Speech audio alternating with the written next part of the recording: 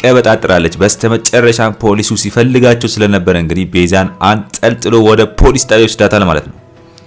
እንግዲህ በስተመጨረሻም ያነሳችው ስልኩን አደይ ያነሳችው ስልኩን የማን ይመስላችኋል? አደይ ያነሳችው ስልኩን ሌሊ ምን ብላት ይመስላችኋል? ስለ ባቡሬ መሞት ይሁን ወይስ ባቡሬ ቤኪ ምን ሆኖ ይመስላችኋል? አሁን ለምሳሌ በዛኛው ክፍል ላይ እንዳየነው ቤኪ ያ ወርቆባት ራሱን ስቶ ነው እንግዲህ ያለቀውና በአሁኑ ክፍል ላይ የቤኪን ምንም አይነት ሌሊና ቤኪ ምንም አይነት ታይም ላይ ገብቶ አላየናቸውም። ስለዚህ ቤኪ ምን ሆኖ ይመስላችኋል? እስቲ ሐሳብ አስተያየታችሁ። በጣም ደንግጣለች አደይ። ያው አበበና ሄሉ ምንድነው የተፈጠረው እያሏት አደይ ልቧ ደንግጧል። ግን ቤኪ የሆነ ነገር ሆኗል ማለት ነው። ምናልባት ወስደው ሊሆን ይችላል ብዬ አስባለሁ። ሐኪም ቤት ምናምን ወስደው አልነቃም ይሆናል ብዬ አስባለሁ። ቤኪ እንደዛ መሆኑን ብቻ ለአደይ ስለነገረቻት አደይ ደንግጣ መሰለኝ ያየች ያለችው። እንግዲህ ዳይመንድ በጣም ተዝናና። ኪንጎ የሚባል ሰውዬ ኪንጎ ብቻውን ሁለቱን እንኳን መያዝ ያቅተው በጣም የሚገርም ነው። ዳኒ መቶት በአቅሙ እንኳን ይውጣ። እስቲ ያስቡት፣ ዳኒ መቶት በአቅሙ ይውጣ። ቤዛና ዳኒ ገና ዳይመንድ በደንብ ሳይቀጣቸው ነው እንግዲህ ወደ ፖሊስ ቤዛ የያዛት። ግን ይሄ ሁሉ ነገር እንዲደረግ የሆነው የኪንጎ መመታት ነው። ኪንጎ ራሱ መጠበቅ ነበረበት፣ በደንብ አርግቶ መከላከል ነበረበት። አስቡት፣ ኪንጎ ራሱን ሳይጠብቅና በደንብ ሳይከላከል ይሄ ነገር መፈጠሩ በጣም የሚያናድ ነገር ነው። ግን በስተመጨረሻም ፖሊሱ ቤዛ መያዟ ትልቅ ነገር መሆኑ እሱ አሪፍ ሆነ እንጂ በጣም ነበር የሚያናደው። አስቡት። ስለዚህ ምን ልላችሁ ነው፣ ኪንጎ በጣም ትልቅ የሆነ ጥፋት ነው ያጠፋው። በቃ ዳኒ የፈለገ ቢሆን መቶት ሊወጣ ይገባል ብዬ አላስብም። ለምን ኪንጎ ራሱን መከላከል ነበረበት፣ በደንብ አርግቶ መጠበቅ ነበረበት። ስለዛ ጭራሽ እነሱንም በወሬ ማማከርም አይጠበቅበትም ነበር። ዝም ብሎ በስነ ስርዓት ኮስተር ብሎ በመጠበቅ ዳኒም ቤዛም የሆነ ነገር እንዳያደርጉት ራሱን በመከላከል እነሱን መጠበቅ ነበረበት። ዳይመንድ እንግዲህ አንድ ይጠብቅልኝ ብሎት በመሄዱ በአንድ ታይም ላይ እንደዚህ መፈጠሩ በጣም የሚያናድ ነገር ስለሆነ ማለት ነው። እንግዲህ ሌላኛው ጉዳይ የፍቅር ቅብጅርቲ ነገር ነው። አስባችሁታል? ፍቅር እብደት ውስጥ ነው ያለችው። እንግዲህ አስቡት፣ አደይ ጋር ሄዳ እናቷ ፍቅርን ምንም ነገር እንዳታደርጋት እዛው ትቀመጥ ብላት አደይ ጋር ሄዳ አደይ ጋር እዛ እየኖረች ሩታ መታ ስታወራ እንዴት አንቺ ከዶክተሩ ጋር ሌላ ግንኙነት ለምን ይኖርሻል? እንዴት በዴቭ ላይ እየቀለድሽበት ነው ወይ ምናምን ብላ ስታወራት ፍቅርም ተደርባ የምታወራው ነገር በጣም ነው የሚገርመኝ እኮ። እስቲ አስቡት፣ አደይ ጋር ቁጭ ብላ ፍቅር ለሩታ ተደርባ ታስቃብጣለች። ጭራሽ አደይና ዶክተሩ ከዚህ በፊት በጣም የሞቀ ድብቅ ግንኙነት እንዳላቸውና ነግሬሽ ነበር እኮ ድሮም ስለማሰመኝ ነው ምናምን ብላ ስታስቃብጥ ገረመኝ። በቃ ወይ ሩታ ነው ያልኩት። ሩታ ተጫወተችባት። አንዴ ሊዱ ትጫወትባታለች፣ አንዴ ፍቅር ትጫወትባታለች። ሩታ ሌሊና አደይ የሚሏትን ብቻ ብትሰማ ይሻላታል። ገና ለገና ሊዱና ፍቅር እህቴ ናቸው ዘመዶቼ ናቸው እያለች እነሱ የሚሉትን እሰማለሁ ስትል ገደል ነው የምትገባው። እንግዲህ ሩታ በስተመጨረሻም አየችዋ፣ ሁሉን ነገር አየችው። አስቡት፣ ሊዱ ከዶክተሩን እያስገደደችው ለዴቭ ነው የምናገረው እያለች ካልሳምከኝ እንደዚህ ካላደረክ እያለች ብላክሜል አድርገው ስትጫወትበት ሩታ ከሩቅ ነው ያየችው። ስለዚህ ሊዱ እያለች እያወራች ያለችው ነገር ውሸት እንደሆነ በደንብ ገባት ማለት ነው። በቃ አስቡት፣ በደንብ ገባት። ሩታ አሁን ላይ ነቃች። ግን ባታይ ኖሮ አትነቃም። ሊዱና ፍቅር የሚናገሩት ነገር እውነት ነበር የሚመስላት። ስለዚህ ትበላለች ማለት ነው።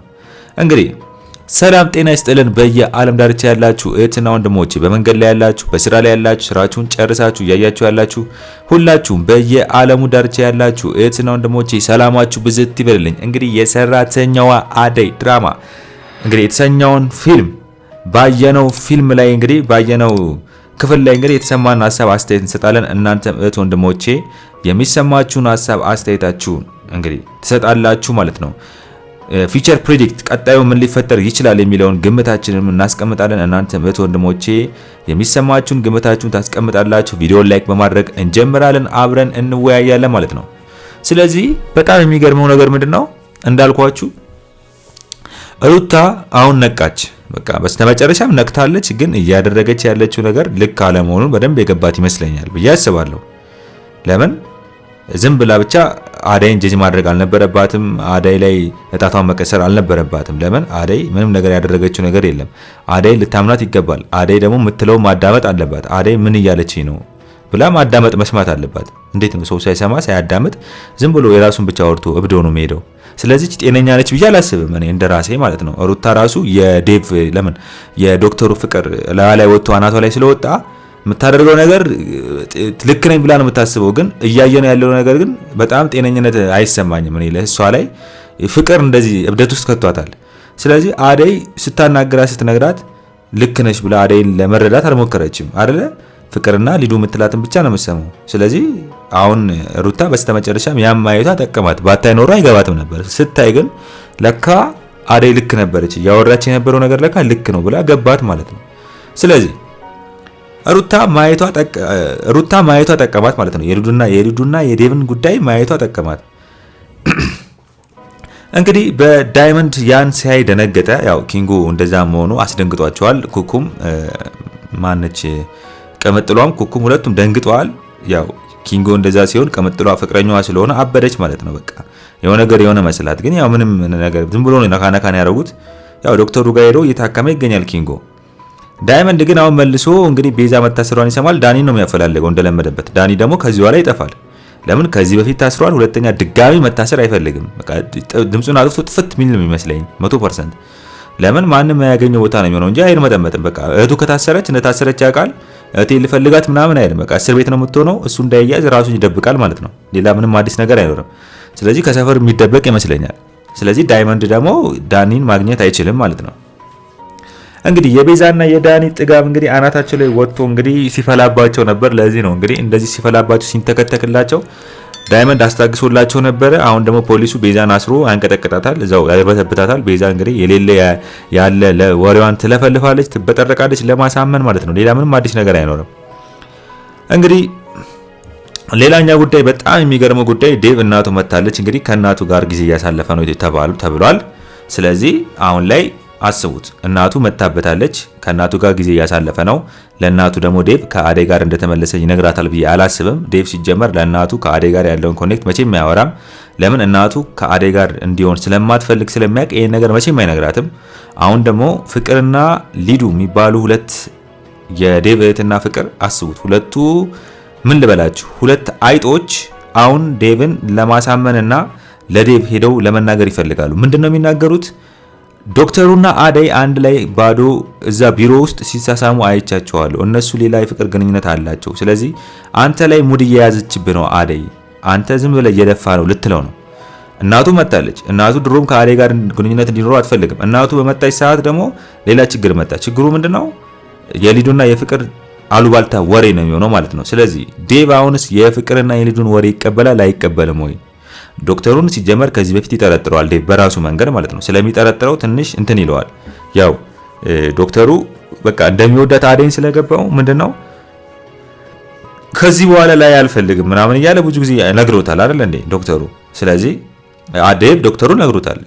አደይ እንደምትወዳት አውቃለሁ፣ ወንድ ነኝ ይገባኛል፣ ግን እኔና እሷ እንዋደዳለን፣ እንፋቀራለን። ስለዚህ እኔ አንተ ከሷ ጋር አንድ ላይ እሷ እንድትከታተላት አልፈልግም፣ እኔም ባሏ አርፈ ተቀመጥ ብሎ አስጠንቅቆታል። ስለዚህ ከዚህ በፊት ራሱ ብዙ ጊዜ የሚያየው ነገር ስላለ ዶክተሩ አደይ እንደሚፈልጋት ስለሚያውቅ አሁን ሲደረበለት ዴቭ እውነት ሊመስለው ይችላል ብዬ አስባለሁ። ግን ምንም ቢሆን እውነት የፈለገ ቢመስለው ዴቭ አደይን ማመን አለበት።